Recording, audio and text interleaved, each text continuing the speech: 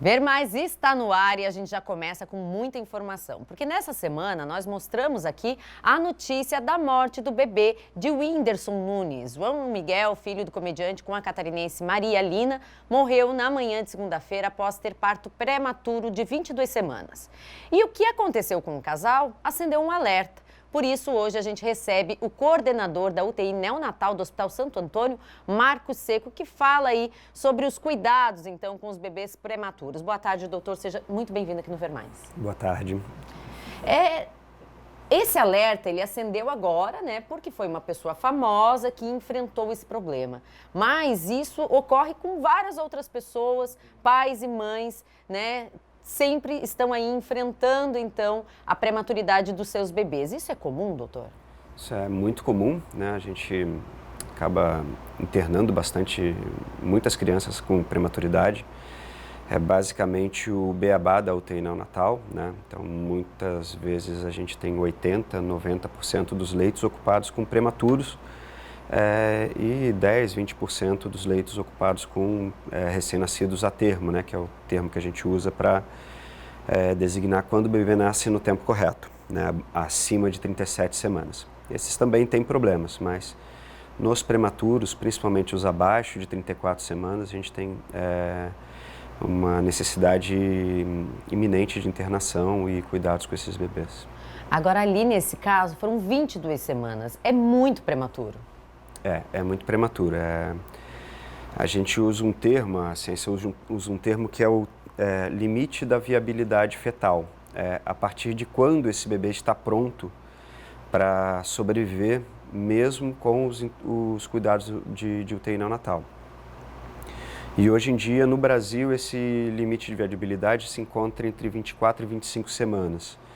Tá? A gente sabe hoje que os bebês acima de 26 semanas, na maioria dos centros universitários, das UTIs neonatais bem estruturadas, eles sobrevivem em mais de 50% dos casos. Tá? O outro grande problema que a gente encontra nesses bebês que sobreviveram é quais são as sequelas que eles vão ter, qual porcentagem desses bebês vai ter sequelas, vai ter uma vida útil, vai ter uma vida prazerosa, uma vida que vai conseguir se desenvolver. E não só contar com o amor dos familiares, porque aqueles bebês que têm sequelas importantes, eles acabam contando muito com o amor dos familiares e não se desenvolvendo para a vida fora do âmbito familiar. Entendi. Agora, evoluiu muito, né? O senhor falou ali na questão dos hospitais com uma boa estrutura. Houve, nos últimos anos, aí uma evolução nesse segmento, assim, nesse setor da neonatologia mesmo. E continua evoluindo. Cada ano que passa, a gente consegue melhorar mais essas estatísticas. Em cada UTI neonatal, são poucos os casos desses bebês abaixo de 24 semanas. Então, a gente às vezes não percebe a evolução de um ano para o outro, porque 50% de 3 casos é diferente de 50% de 10 casos. Então, tem esse impacto muito grande por terem poucos casos, né? Agora, a cada ano que passa, com a incorporação de novas tecnologias e com o treinamento e evolução dos dados científicos, né, o que a gente pode fazer, o que a gente não pode fazer, o que a gente deve fazer, o que a gente não deve fazer, a gente tem tido uma melhora significativa. Se você comparar a mortalidade hoje com a mortalidade de 10 anos atrás, você vai ter uma bela surpresa, uma bela notícia com a porcentagem de sobrevida. Agora sim, o senhor falou que são poucos casos, né, dentro das UTIs. Isso também reflete aí numa ação anterior de prevenção, de fazer, né, realmente todos os cuidados, os acompanhamentos com o médico, com o ginecologista, com o obstetra. Vem lá do início do acompanhamento dessa gestação dessa mãe. A prematuridade, ela tem algo que a mãe, que os pais possam fazer para evitar? O que ocasiona um bebê nascer de tão poucas semanas? São várias causas de prematuridade, né? Os obstetras podem falar melhor do que eu, mas assim, a gente acaba estudando bastante pela neonatologia. Tem causas que são dependentes do ambiente e tem causas que são dependentes da mãe. Algumas causas são evitáveis, outras não evitáveis. Se eu largar uma gestante de 22 semanas no deserto, antes dela, imediatamente antes dela falecer, ela vai desencadear um trabalho de parto. A mãe tenta preservar ao máximo a gestação em detrimento da própria saúde. Então, isso acontece muito. Então, o que a mãe precisa fazer para manter essa gestação? A parte que compete a ela é uma nutrição adequada, uma hidratação adequada, isso é muito importante no verão aqui em Blumenau principalmente, né? Uma hidratação adequada, a desidratação é um desencadeante de trabalho de parto, tá? E o pré-natal principalmente, a gente tem que manter o pré-natal porque uma simples infecção urinária com 24 semanas pode desencadear um trabalho de parto. Olha né? aí, informação importante.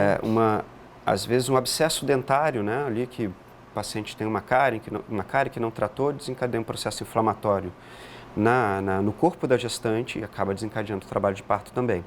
Então, esses cuidados têm que ser completos. Então, passa desde o pré-natal, com um bom médico, o pré-natal na unidade básica de saúde, muito bem feito e tal, até o cuidado com o dentista, né? E o próprio resguardo dela. Não vai correr uma maratona com 26 semanas, né? Mas ela pode se exercitar na medida do possível, tá? Então, basicamente é isso. E ainda assim, existem outras causas que não dependem do pré-natal, do dentista, da maratona, não dependem de nada disso, dependem da mulher, depende do corpo da mulher, da constituição dela. E do concepto também. Tem uma outra situação que atrapalha bastante, que não desencadeia o trabalho de parto prematuro, mas que às vezes desencadeia às vezes, mas na maioria das vezes a gente tem que tirar o feto antes para ele não sofrer mais, que é a pré-eclâmpsia. Ah, sim, que daí é a questão da pressão alta. Pressão alta, mas basicamente essa pressão alta é causada por uma incompatibilidade, uma defesa da mãe contra aquele material genético do feto que é do pai. Metade do material do feto é do pai. E aí o organismo da mulher se defende disso. E ela se defende tentando isolar o feto da mãe. Né? Então a placenta vai ficando cada vez mais resistente à passagem de sangue, aí o bebê vai sofrendo. Às vezes isso desencadeia o trabalho de parto. Às vezes a gente tem que tirar o bebê porque o bebê está sofrendo demais, não vai aguentar mais tempo lá. E às vezes a gente tem que tirar por causa da mãe, porque a consequência disso na mãe é muito grave, pode ser muito grave. Então, a mãe pode fazer uma crise convulsiva, a mãe pode fazer um quadro que a gente chama de CIVD, né, que é uma hemorragia generalizada.